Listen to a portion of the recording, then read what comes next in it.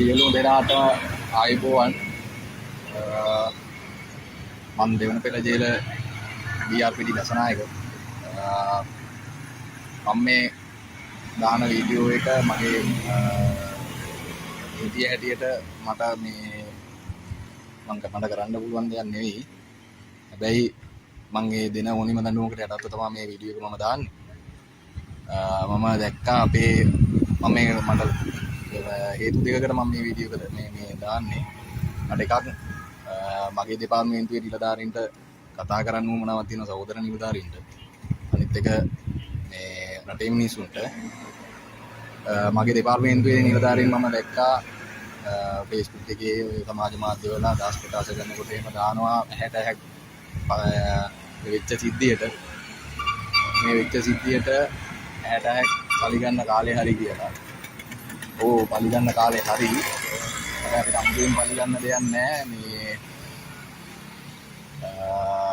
ඔය රටේ මත්ද්‍රව්‍ය ව්‍යසනය කියන එක මේ කාටවත් යහපත්ව බලපාන දෙයක් නෙමෙයිනේ. ඒකට ඒගොල්ලෝ ඔය දාන සෙල්ලම් වලින් බහුතරයක් තියෙන්නේ ඔය මේ අපේ අතලොස්සක් ඉන්නවනේ මේගොල්ලන්ට උදව් කරන අතලොස්සක් ඉන්නවා. ඒගොල්ලන්ට අපි මේ විඤ්ඤාණුකූලව පියවර ගන්න පුළුවන් වෙලාවල් වල අපි මේ මූලික විමර්ශන හරහා විමර්ශන පරීක්ෂණ කරලා පියවර ගන්නවා. හැබැයි ඒ කිහිප දෙනෙක් 100ක් ගත්තොත් 3ක් විතර වගේ හරි උදව් කරන අය ඉන්නවනේ. දැන් එහෙම අයට ඇතුළට බඩු ඇදලා එහෙම උදව් කරන්න අයිතියක් නැහැ. අයිතියක් කොහොමද නැහැ. දැන් අපිට අහක බලන් ඉන්න අයිතියකුත් නැහැ. නැත්නම් මේ මිනිස්සුන්ගේ ජීවිත නැති වෙච්ච ජීවිතවලට සාධාරණයක් වෙන්නේ නැහැ. ඔය මිනිස්සුන් කුටි කෑවේ දැන් ඔය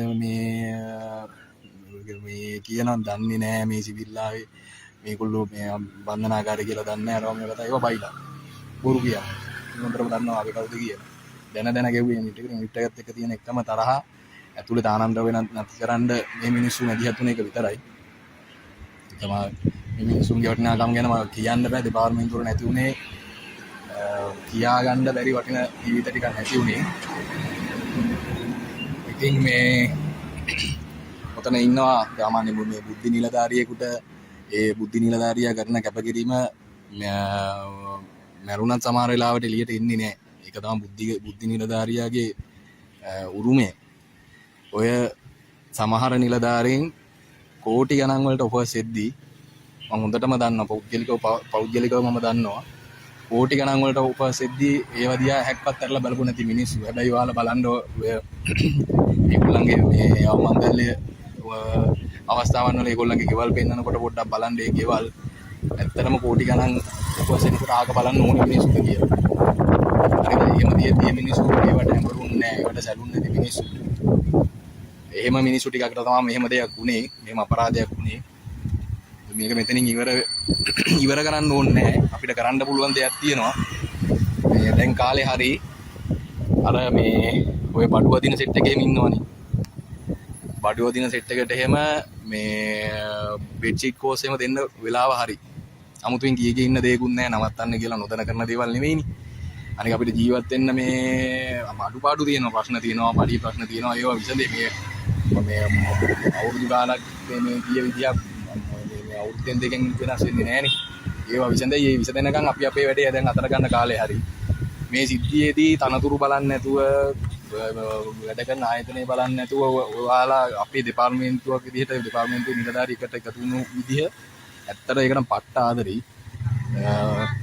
මගේ ඉල්ලීම මේක අපි අපේ මේ දැන් ඇතුලේ මේ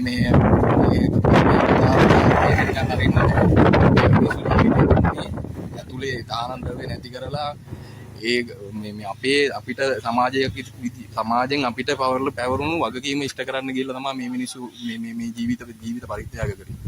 ඊළ දින දසවත ගැන එහෙම දන්නවනේ. අපි රටේ මිනිස්සුන්ගේ අනුසල්ලි වලින් පඩි ගන්න මිනිස්සු. අපි මේ වගකීම අපි දැන් කරන්න කාලේ හරියටම තිතට අනිත් එක ඔය මම මේ හරි වේදනාවෙන් මේ බලාගෙන හිටියා මේ එතන අර සිද්ධිය වෙලාවේ මේ වෙඩි දීපු එක ගැන මේ අදහස් ප්‍රකාශ කරපු ඒවා ඒවේ හරිම ආතල් එක බලන්න තිබුණා ඔය හිටු මිනිස්සු ටික එළියට බැන්නා නම්. ඔයාලා දන්නේ නැත්නම් දැනගන්න මේ අපේ දැන් ඔය හිරගෙවල් වල ඉන්නවා මේ එක මිනිහෙක් ඉන්නවා කෙල්ලෙක් ගහක බෙදලා දූෂණය කළා. ඒ මිනිස්සයාම ආයි ගිහිල්ලා අවුරුදු 15ක විතර මේ ළමයෙක් මරලා මේ මර්ඩර් එකකට ආවා. ඒ මිනිස්සයාම පහම්බෙලා ආයි ගිහිල්ලා තාත්තව මරලා මේ දුව දූෂණය කළා මේ නඩුවකට ආවා. එහෙම මිනිස්සු තමයි අපි තියාගෙන ඉන්නේ. එහෙම තියන් ඉන්න මිනිස්සු තමයි ඔයාලා ඔය මේ එළියට ආවට මේ එළියට එන එක නවත්තපු එක ගැන ඔයාලා ගණන් ගන්න නැතුව කතා කරන්නේ. නොදන්න දේවල් ඇත්තම කතා නොකර ඉන්නවා නම් හොඳා කියලා හිතනවා. ළමාර අය දානේව දැක්කාම ළමාර වේදනා තමයි අදාත් දැක්කාම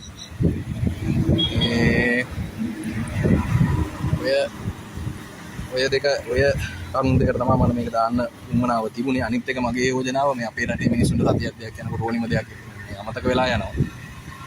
මගේ නම් යෝජනාව මේ මූණු ටික අපේ මිනිස්සුන්ට පේන තැනක අපි තියාගන්න. මේ මූණු ටික මුන්ගේ ජීවිත කැප කරපු එක මෙතනින් එහාට අපි අපේ දෙපාර්තමේන්තුවේ වගකීම අපි ඉෂ්ට කරොත් මෙතනින් එහා මේ රටේ මිනිස්සු රටේ මේ වගකීම හරියට ඉෂ්ට කරොත් මේ රට අපි අර මේ අපේ පරම්පරාවේ වගකීමනේ. මේ වෙලාවේ අපේ පරම්පරාවේ වගකීම අර ඕනිම මේ තියෙනවනේ මේ ඕනිම මේ දියුණු රටක් දියුණු උනේ එක පරම්පරාවක් කරපු කැපකිරීමකදී.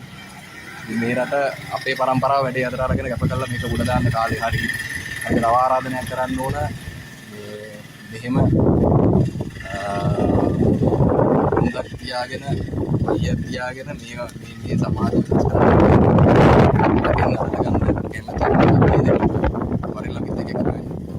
මේක මේ අපේ පරම්පරාවෙන් අපි ඉවර කරමු.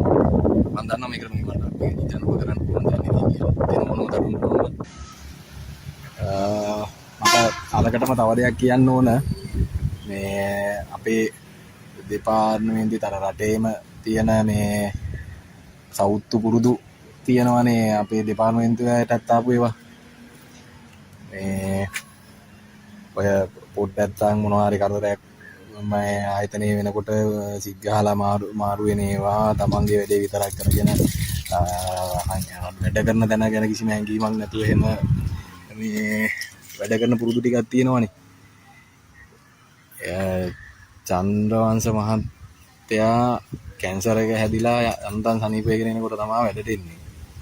ඒ ඇවිල්ලා කොහොම ටික කාලෙයි මේ මිනිස්සයා මේ සිද්ධියට අරගෙන යනකොට ඒ මිනිස්සයා ඒ බස් එකෙන් බස්සලත් ආය අනිත් පැත්තට අනිත් බස් එකේ නැගලා ඇවිල්ලා තිනවා තමන්ගේ උන් ගැන තියෙන හැඟීම හන්දා. අසනීපයක් වෙලා තියෙද්දි මම අසනීපෙන් හිටියේ තව අවුරුදු දෙකයි මනුස්සයර පෙන්ෂන් යන්න තියෙන්නේ. ආක බලාගෙන ඉන්න පුළුවන්කම තියෙද්දි මේ මනුස්සයාට එහෙම වැඩ කරන්න පුළුවන් නම් බලා පිට දැන් අයිතියක් නැහැ. පොඩ්ඩක් නැත්තම් සික් ගන්න ආක බලාගෙන යන්න මේ තියෙන වගකීම් අතහැරලා දාලා මේ තමන්ගේ කතාව විතරක් හදාගන්න දැන් අයිතියක් නැහැ. හරිද? ඒ හින්දා මේ මිනිස්සුන්ට වෙච්ච අපරාධ ගැන දශමයක හරි හැඟීමක් තියෙනවා නම් දශමයක හරි කැක්කමක් තියෙනවා නම් අපි මේ වැඩේ කරමු. අපි ප්‍රශ්න 1000ක් ප්‍රශ්න තියෙනවා දන්නවා. ප්‍රශ්නයක් නැහැ. අපි මේ වැඩේ කරමු. කරන්න පුළුවන් උපරිම අපි කරමු. අඩු ඒ මිනිස්සුන්ගේ මේ මිනිස්සුන්ට කරන සාධාරණයක් මේ විදිහට අපි අපේ වැඩේ මේ පාර කරමු. මේ දැන් කරන්න පටන් ගමු. මේ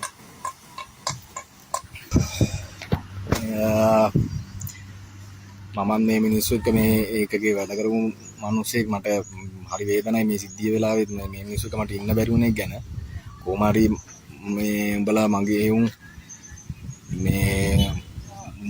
මේ කරපු මේ කැපකිරීම නම් අපත යවන්න දෙන්න බෑ.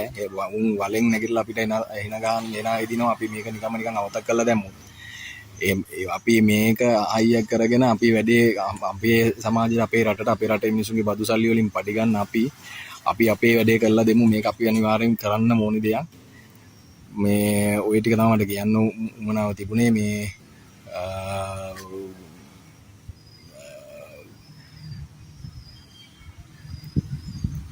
වැඩේ අනිවාර්යෙන් කරමු.